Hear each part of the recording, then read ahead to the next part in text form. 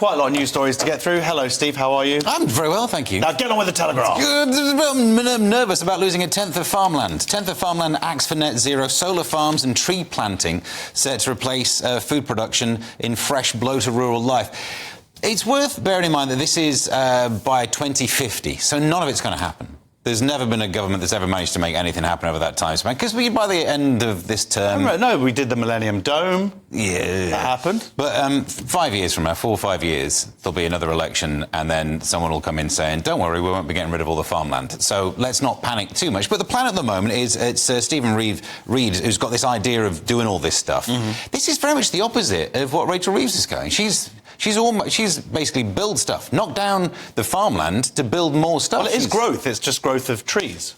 Well, it's not even growth of trees now. Well, I suppose you'll get some trees, but they'll have to knock those down to build the solar power things. Look, none of this particularly makes sense. It's more like it's been done just to panic us. I don't know why they don't have the sense to realise you don't want to sell this. Now, Nick, you're obviously a big proponent of net zero. Yes. Are you happy about this then?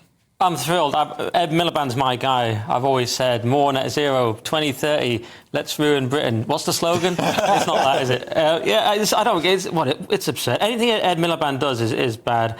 And they do say they're going to plant trees and have solar farms, but your claim there is that they're going to cut down the trees to just have more solar farms. Well, you can sounds plant like a the trees first, and then when they get too tall, you have to chop them down because the solar farms, they're not on the floor, are they? They are. You could do some solar farms somewhere and then some trees somewhere else. Don't scan. Just throwing that out there. They don't scan at all. So what do you think about this, Nick? Food security, obviously an issue.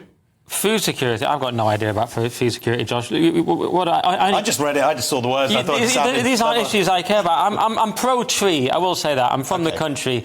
I'm pro-countryside. I'm against Ed Miliband. Those are my guiding principles. Powers? What's solar powers? Pro, but let's not get carried away. Because it's not going to do much. It's got to be nuclear first, right? And then wind and solar and everything is like way in the corner. It's more like a fun project to give Ed Miliband. It's like colouring in the corner. But it's not. When he starts to actually affect stuff, that's when I worry. Yeah, and I'm pro-solar, like the science of it is brill, all that photovoltaic stuff. But put it on buildings and houses and roofs, do all that. Use it in a country that's got sun? Apparently, one thing I have heard is that David Miliband is now pro-fracking. He's just like the most... That's not true, by the way. I just thought it'd be funny because you remember how he got stabbed in the front. When David Miliband eats a bacon sandwich, it's straight in, don't even touch the sides. Yeah, does it so well. You got Marianne Faithfull. Icon. That was a bizarre segue. I wasn't actually listening to what you were saying, which is why I brought that up. But now I realise I put those two together. Sorry for that. You a fan of Marianne Faithfull? Yeah, look, I mean, I like all of the stories from like when rock was actually rock, when music was. Back then, when these musicians were doing rebellious stuff, it was rebellious. If you went into a hotel and threw a TV out of a window, it meant something because it was a cathode ray tube, right? Now these days they're so light, they're thin, it'd float down like a leaf. So that was when music was proper music. I see. OK, that's an interesting take on her death. Well, celebrating her life. Well, yeah, she embodied it. What I think Steve's saying is, as it says there, she embodied the spirit of the swinging 60s, which at the time seemed cool and rebellious. In hindsight, the 60s was a mistake, but at the time, at least it was rebellious at the time and artistically interesting. Yeah, I mean, thankfully we had the ability to record music and it still sound good. It's not like 1930s music where you've just got just the middle. Yeah. Thankfully they had the tech, and the Stones are better than the Beatles as well. I'm throwing that. Oh wow, really going controversial today. For Ofcom reasons, I have to say. Beatles.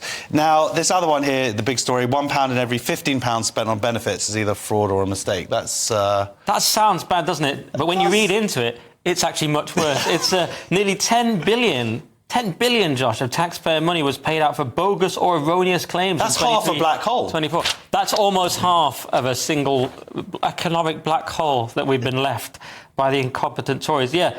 Oh, it's 6.7% of the total benefits bill, which is already massive, because we're basically a benefit system with a country attached. We're a failing health system and a failing benefits system, and then there's like some net zero in the corner. That's the country now. But this could mean you could take $8 billion to fund a force to try and stop fraud and mistakes, make a £2 billion saving, and it would be worth it. And then you could heat old people. For $2 billion, Yeah, that pretty much fits it all in there. Yeah, it's ridiculous that this level of wastage is happening, let alone we know that there are some scammers. I know them, they're mates of mine. Yeah. Come on, guys, you know you're scamming a little bit. Yeah. Oh, no, Lewis is still on benefits, even though anyone can see he's on national TV. Yeah, but he talks about his health issues quite a lot. That's true. He's sort of... Yes, we've got more benefits scam stories later because there's so many of them now. It's great. Where Trump might be reading too much into an air collision because it involved a Black Hawk. Trump blames DEI for American Airlines crash that killed 67. So there's a terrible plane crash, in case you didn't know. A plane perfectly on the correct approach to an airport, lights on, even though it's at night, so visible, and a helicopter on a training exercise crashed into it. Many things have gone wrong for that to happen. But President Trump says he blames diversity and DEI initiatives. Now, I mean, maybe. He certainly quotes a thing where some report said that it was far too white.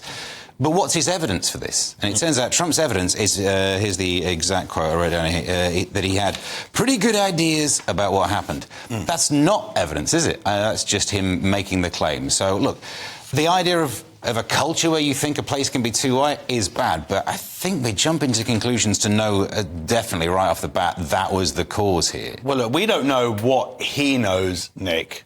True. And I'm a fan of what some of the things he's been pushing through recently. But this doesn't look great to me in terms of... It seems like he's blaming ethnicity.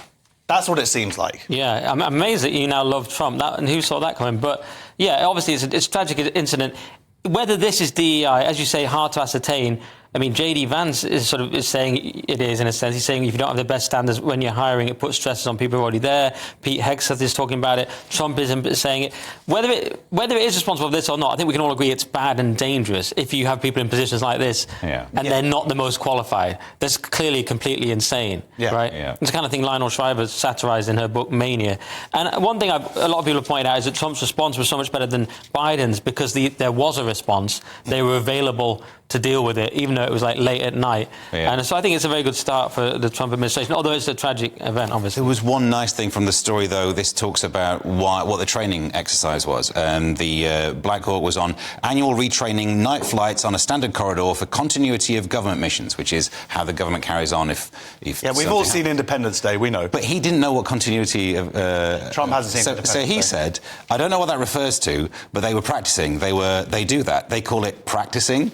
I just love that idea that he's trying to go no, I think in the army they call practicing, actually, I think you find. He doesn't know all the lingo, but he gets the job done. Exactly. He's a maverick who gets the job done at the end of the day. Yeah. He's been heavily criticised for this. It could be nothing to do with ethnicity, by the way, because DEI involves also hiring people for... what he's saying here, they should have seen where they were going, and it implies to me that there might have been someone maybe hired who is visually impaired. Right. They could have a blind pilot or something. The Labrador should have seen the plane. What is wrong with these situations? It's definitely, I would argue it's not a massively good look. But of course, unless he actually reveals some kind of evidence. Yeah. On the flip side is Pete Buttigieg said during the Biden administration there was 0 of these accidents. Trump comes in, fires some people important in the way that it runs, and then a couple of days later they have... First of all, they point out in the article that he's gay.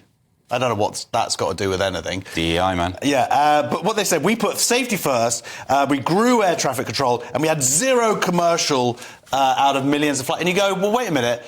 You can't then have one and go, well, look at what a great job we're doing. But he's saying that during our time. No, but he's still in charge. No, Pete Buttigieg can't be. He's a Democrat guy. No, he's the first openly gay Secretary of Transportation. OK, sorry. He's Democrat. Sorry, he was in charge. But the point is... All right, OK. To be fair, Steve, you just ruined it. If you can't have gay people on a plane, that is going to change the personnel quite a lot of the... Also, you could argue that it's been too quick to actually make any changes on the ground, so to speak. Yeah. OK. But not on the ground. I'm trying to save face desperately there.